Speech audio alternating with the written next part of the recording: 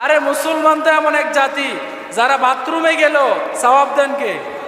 আপনি তো অবাক হয়ে গেছেন, হুজুর বাথরুমে গেলে কেমনে সওয়াব হয়? বাথরুমে যাওয়ার জন্য নবীজির কি সুন্নত নাই? রাসূল সাল্লাল্লাহু আলাইহি সাল্লাম যখন বাথরুমে যেতেন বেজোড় সংখ্যক ঢিলা নিয়ে যেতেন, বাম পা দিয়ে ঢুকতেন। ঢুকার সময় তিনি একটা দোয়া পড়তেন, আল্লাহুম্মা ইন্নী আউযু বিকা মিনাল খুবুসি ওয়াল খাবাইস। বাথরুমে গিয়ে আপনার প্রয়োজন যতটুকু সতর অতটুকু খুলবেন, বাড়তি খোলা যাবে না।